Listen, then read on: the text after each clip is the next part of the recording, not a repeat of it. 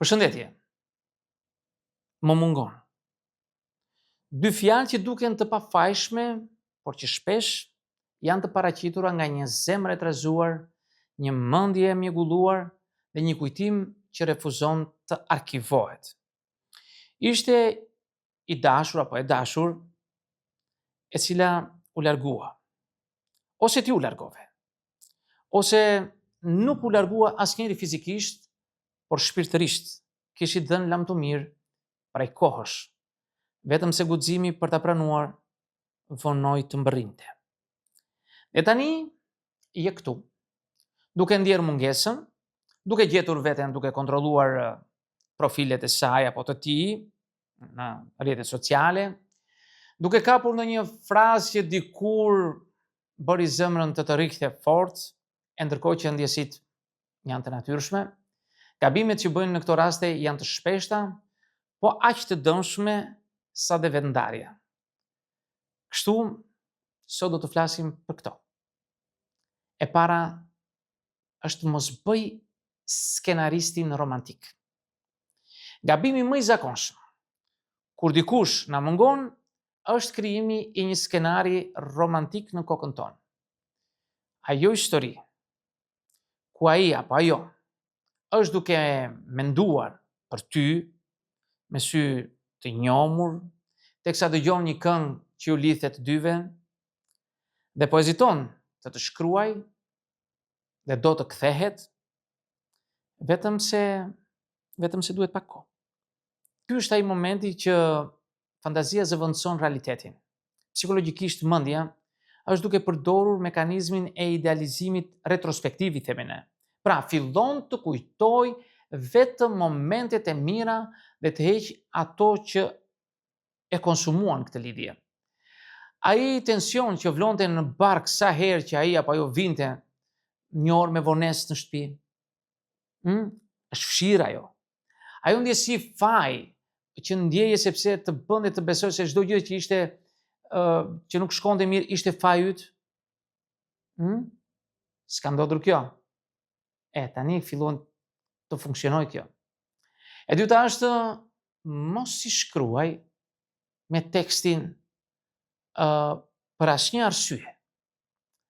Në botën e të ndarve, fjala më mashtruese është po i shkruaj vetëm për të pyetur si është me shëndet.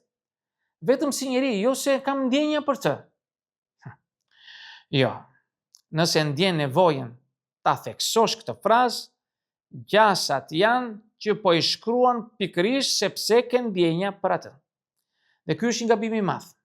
E rikthen veten në një rreth vicioz ku e ushqen iluzionin që ka ende diçka për të shpëtuar. Nga pikpamja psikologjike, ky veprim është një lloj mekanizmi, ngushëllimi i rrem që kërkon validim nga ai person që në thelb të la të boshatisur. Ti nuk ke nevojë për një përgjigje të mirë nga ai apo ajo, por për një përgjigje të mirë nga vetja jote. Unë nuk kam nevojë për të që të jem mirë. E treta është mos e vendos veten në pritje emocionale. Një nga sjelljet më të padukshme, por shkatërruese, është pritja. Pritja që ai apo ajo të kujtoj gabimin që ka bërë, që të rritet dhe ta kuptoj, që të kthehet me lot në sy, tulet në gjunjë dhe thotë më fal. Ti je për mua gjithçka. Kjo pritje bëhet një burg emocional. E ndërkohë që bota ecën, ti rri apo ajo rri me syt nga dera, nëse do të trokas apo jo, apo do të bjerë telefoni. Ky është gabim klasik i një zemre të plagosur. Projekton shpresën te dikush që ka zgjedhur të mos jetë më pjesë e rrugës tënde. Në vend që të presësh, fillo të ecësh. Sado pak, ec vetëm lëviz, sepse edhe 1 centimetër përpara është më i shëndetshëm se sa 1 metër i tërë pritje. E katërta, mos kërko të jesh më i mirë apo më e mirë për të. Dhe këtu vjen gabimi tjetër, që shumë e quajnë transformim, por që shpesh është thjesht një tjetër mënyrë për të kërkuar miratim. ndryshon veten për të qenë më tërheqës, në sytë e dikujt që nuk të vlerësoj sa të kishte pranë. Fillon të stërvitesh si i çmendur apo si e çmendur. Ndryshon stilin e flokëve, i lyen, poston storin me citate të thella, që lëmbresa, e fortë si çeliku, por me zemër si zjarri. Ndërkohë që nuk e fjetur trenet dhe ende ke bluzën e palartë të tij poshtë jastëkut për t'i mbajtur erë. Mos thoni jo, ndodh. Në psikologji kjo quhet përpjekje kompensuese për vlerë personale, por është në të vërtetë helm për vetvlerësimin nëse e bën për dikë tjetër. Ti mund të përmirësosh veten, por jo për të dukur më i mirë për atë që të la, por për të ndjerë më mirë me veten tënde që por i ngrihet. E pesta, mos harro të kujtosh realitetin. Ironikisht, kujtesa jon është si Instagrami. Filtron, zbukuron, fsherr rrëmujën. Shpesh kujtojmë më shumë ndjesitë që kishim për dikë sesa sjelljen e tij në botën reale. Në këto raste, mbani mend. Po të ishte aq i mrekullueshëm ky njeri, nuk do t'ju kishte ndarë.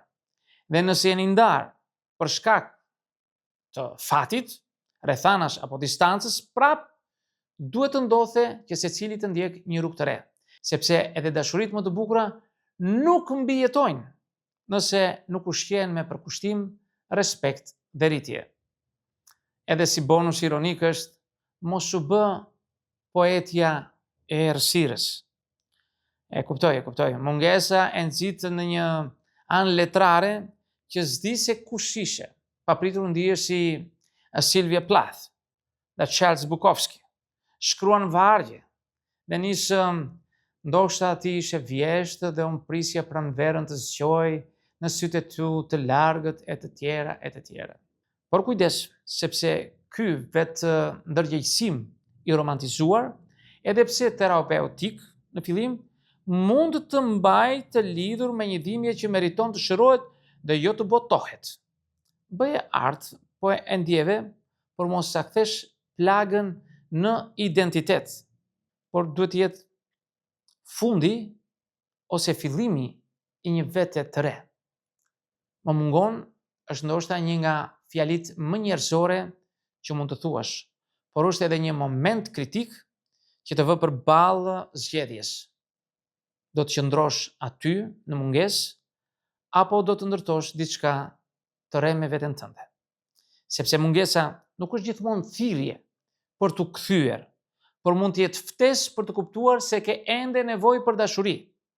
Por këtë herë për një dashuri që nuk konsumon, nuk të shtyp dhe nuk të bën të ndihesh jo e mjaftueshme apo i mjaftueshëm. Ajo dashuri fillon kur vendos të mos bësh më gabimet e vjetra. Kur thua më mungon, por i mungoj vetes time më shumë. Dhe atëherë ndoshta për herë të parë je gati të ecësh, jo për të harruar dikë, po për të kujtuar veten tënde. Miq, këto do të thosha në këtë video. Ju falenderoj për vëmendjen. Nëse doni mund të bëni komente tuaja, por mos harroni asnjëherë të bëni subscribe në kanalin tim për të marrë videot e reja që unë e therr pas here. Edhe në videon tjetër, mirë takofshim.